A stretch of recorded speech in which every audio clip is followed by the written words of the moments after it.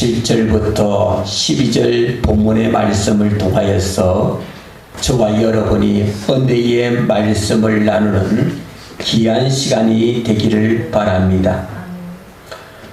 그동안 농부가 농사를 지으려면 풍성한 비가 내려야 모든 곡식들이 잘 됩니다. 어제 비가 내렸어요. 우리 사모하고 저도 어제 고구마를 심는데 이 비가 내리니까 물을 안 줘도 되고 얼마나 감사한지 모르는 거예요. 오늘 본문에 보면 땅이 그 위에 자주 내리는 비를 흡수하여 밭가는 자들이 서기에 합당한 제사를 내면 하나님께 복을 받고 이렇게 말하고 있습니다. 이 비라는 이 아주 비가 채소에게는 얼마나 중요한 역할을 하는지 모릅니다. 이 채소가 물을 먹느냐 안 먹느냐에 따라서 생명을 좌우하고 있기 때문입니다. 오늘 저와 여러분도 마찬가지입니다. 하나님의 말씀, 생명의 말씀을 얼마만큼 흡수하여 하나님 말씀을 내 마음속에 받아 먹느냐 안 먹느냐에 따라서 우리가 하나님 앞에 복받는 자가 될 수 있고 복받지 못하는 그런 성도가 될 수 있는 거예요. 저와 여러분은 하나님께 복받는 자가 되려면 무엇보다도 하나님의 생명의 말씀을 잘 흡수할 수 있는 성도들이 되어야 됩니다. 할렐루야. 아멘. 그러면 오늘 본문에 하나님의 말씀을 잘 흡수한다는 것은 무엇입니까? 하나님의 말씀을 아멘으로 받아들임을 통하여서 말씀 적용하여서 이 땅에 사는 동안에 하나님 말씀 붙잡고 살아가는 거예요. 그런데 8절 본문의 말씀에 보면 하나님께 복받을 자가 있고 하나님 앞에 저주받을 자가 있습니다. 앞에서 말하지요.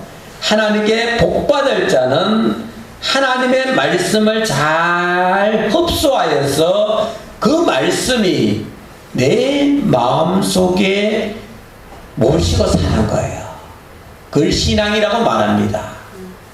말씀 붙잡고 살아가는 거예요. 그런데 8절 한번 읽어볼까요? 시작. 만일 가시와 은근키를 내면 버림을 당하고 저주함을 가까워 그 마지막은 불사름이 되리라. 이 8절 말씀에 보면 우리 성도들 8절 말씀을 가볍게 말씀을 받아들여서는 안 되는 말씀입니다. 8절 말씀에 만일 가시와 은근키를 내면 이렇게 말합니다. 이 농부가 곡식을 심어 놓는데 거기는 풀도 있고 가시도 있고 은근키도 있고 은근키가 있어서 가시가 있어서 곡식을 자라는데 아주 지장되는 것들이에요. 그래서 그것들은 농부로 봐서는 아무 쓸데없는 것들이에요. 그래서 그것들이 농부가 일을 하는데 가시가 막 찔려서 일하는데 지장이 너무나 되는 거예요. 그러면 어때요? 농부가 가시와 은근키를 이제 잘랐어. 오늘 본문에 보면 마지막은 불사람이 되리라. 버림받는다는 거예요. 불에 태운 바 된다는 거예요. 우리의 믿음의 성도들 마찬가지입니다. 7절과 같이 하나님께 복받는 자가 있고 8절과 같이 하나님의 심판 자리에 들어가는 분들이 있다는 거예요. 성도들이 있다는 거예요. 저와 여러분은 분명코 하나님의 말씀 가운데 복받는 자가 되기를 주의 이름으로 축원드리겠습니다. 아멘. 하나님 말씀 순종하고 하나님 말씀 따라 살아가는 자, 하나님 말씀을 잘 흡수하여서 하나님 말씀 가운데 살아가는 성도, 이런 성도는 복받을 수밖에 없는 거예요. 하나님이 복을 줄 수밖에 없는 거예요. 하지만 8절과 같은 인생의 삶을 살아가는 성도라고 말은 하고 있지만 가시와 같은 자, 은극기와 같은 내 자신이 아닌가를 여러분 자신을 살펴보시길 바랍니다. 가시와 은극기는 아무 쓸데없습니다. 그는 버림받아당하고 오늘 본문과 같이 저주함을 가까웠다 말합니다. 저주함을 받을 수밖에 없습니다. 그래서 마지막 때는 불사람이 있으리라, 불사람이 되리라. 여러분 하나님 앞에 마지막 때에, 마지막 종말 때에 저와 여러분이 하나님의 택한 백성으로, 귀한 하나님의 자녀로 구원받는 성도가 되어야 되는데 그러지 못하고 가시와 은근기의 삶을 살아가다가, 이 땅에서 가시와 은근기의 삶을 살아가다가 마지막 때에 하나님의 구원의 자리에 들어가지 못하고 불사람을 된다면, 즉 지옥에 떨어진다면 얼마나 불행한 일이 되겠습니까? 저와 여러분은 무엇보다도 하나님께 복받는 자가 되어서 오늘 9절에 말하고 있듯이 사랑하는 자들아, 우리가 이같이 말하나 너희가 이보다 더 좋은 것, 곧 구원에 속한 것이 있음을 확신하노라. 더 좋은 것, 구원이에요. 여러분 며칠 전에 보니까 정부 주에 케냐에 일들이 일어났습니다. 매스컴을 통해서 목사 이야기 나오고 성도들 이야기 나오고 이러면 이 마음이 좋지 않습니다. 케냐에 많은 사람이 죽었어요. 예수를 만나겠다고 케냐로 모이면 예수님을 볼 수 있어. 사람들이 그곳에서 모여서 많은 사람들이 이단에 빠져서 생명이 죽음으로 이르는 것을 보게 되었습니다. 그게 보면서 자막에 보니까 대형 목사가 거기에 연관되어 있다 이렇게 말하고 있었어요. 그래서 그 대형 목사는 누군지 모르지만 아마 이단 목사를 말해주고 있는 것 같습니다. 그런 사건들을 보면 그들은 왜 모였습니까? 예수님을 만날 수 있다고 해서 그들은 그 게임에 빠진 거예요. 그래서 그들은 어리석게 거기에 모여서 자기의 삶을 다 포기하고 생업을 포기하고 모여서 예수님을 만나기 위해서 그들은 모였던 거예요. 이런 사이비들이 오늘날 이단들이 널리 퍼져 있습니다. 많은 이단들이 여러분을 포섭하려고 여러분을 구원에 이르지 못하도록 사탄 마귀는 전략을 짜고 있는 거예요. 어떻게 하면 구원에 못 받게 할까? 그 게임에 저와 여러분 넘어가서는 안 된다는 거예요. 오늘 분명코 저와 여러분은 구원에 속한 자들입니다. 하나님 사도 바울은 구원에 속한 것이 있음을 확신하노라. 확신적인 그런 믿음을 갖고 나아가야 되는 거예요. 왜 교회 나옵니까? 주위에서 말합니다. 당신 왜 교회 갑니까? 분명히 여러분의 입술을 통해서 고백이 나와야 되는 거예요. 내가 교회에 가는 것은 예수님의 십자가에 돌아가신 예수님을 믿음을 통하여서 나에게 구원을 주기 위해서 예수님 십자가에 돌아가셨는데 그 예수님만 믿기만 하면 나는 구원을 받을 수 있습니다. 천국에 갈 수 있습니다. 이런 확고한 믿음이 저와 여러분에게 있어야 되는 거예요. 불신자들이 왜 교회 갑니까? 이렇게 말하면 부끄러워서 글쎄요 그냥 갑니다 이래 말하면 안 되고, 나는 구원받기 위해서 교회 갑니다. 나는 교회 가면 구원받을 수 있어요. 천국 갈 수 있어요. 이런 여러분의 입술을 통해 그런 말이 나와야 된다는 거예요. 오늘 본문의 말씀에 이렇게 말합니다. 10절에 보면 11절에 우리가 간절히 원하는 것은 너희 각 사람이 동일한 부지런함을 나타내어 끝까지 소망의 풍성함을 이루러, 이렇게 나와요.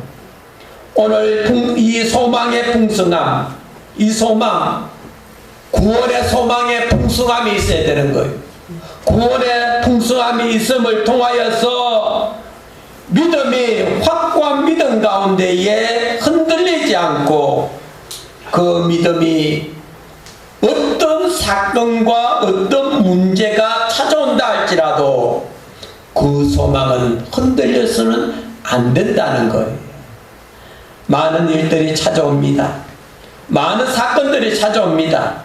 그럴 때마다 소망을 잃지 않고 더욱더 풍성함으로 다가가는 성도가 되기를 주의 이름으로 축원드리겠습니다. 구원은 누가 줍니까? 하나님이 주시는 거예요. 하나님의 약속입니다. 사람은 약속은 언제 변할지 모릅니다.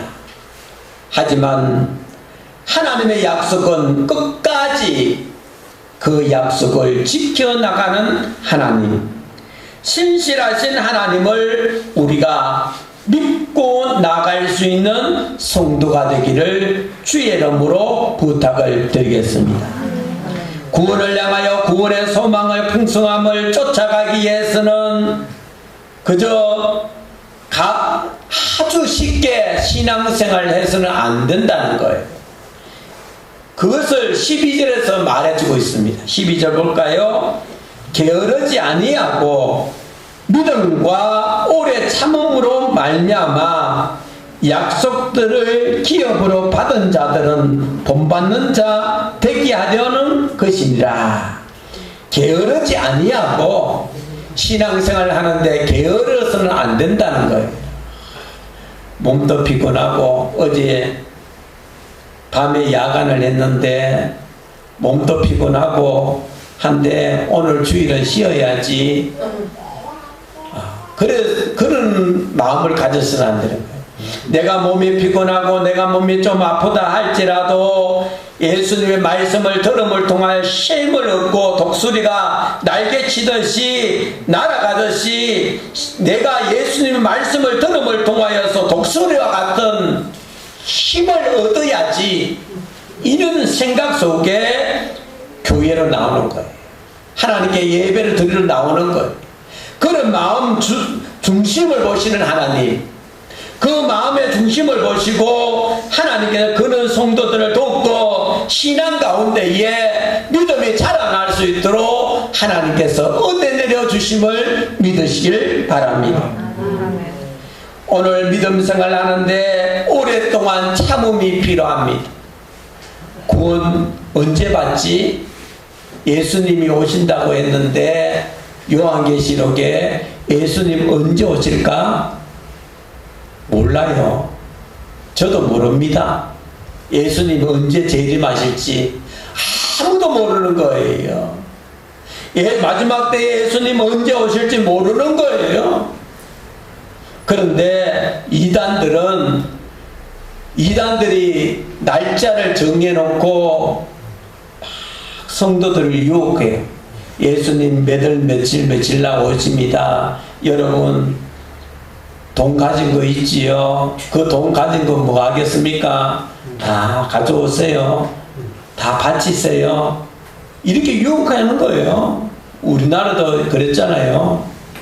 그래서 이단들이 그렇게 유혹을 하는 거예요. 우리는 그런데 유혹돼서는 안 되는 거예요.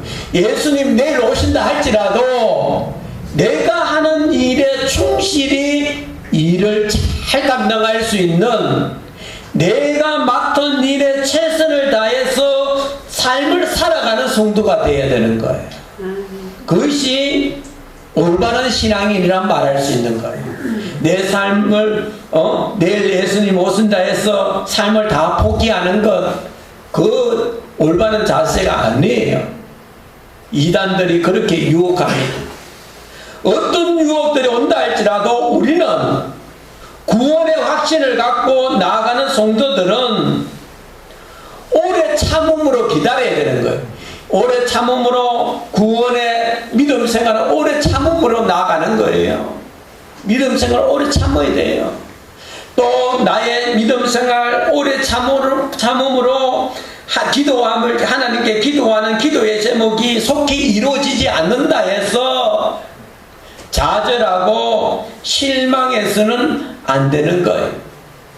하나님 믿음 생활하는 것은 오래 참음으로 이루어지는 것을 믿으시기를 바랍니다. 하나님 약속의 기업은 오늘 본문에 말하고 있습니다. 이제는 하나님의 기업, 천국이라는 기업, 저와 여러분에게 주어지게 되는데 그 기업을 향하여 소망을 잃지 않고 열심히 신앙생활 하여서 달려가는 성도가 되어야 되는 거예요. 그 소망이 속히 이루어지지 않는다 할지라도 오래 참음으로 인내하고 기다림을 통해 하나님 주시는 구원의 축복이 있기를 주의 이름으로 축원드리겠습니다.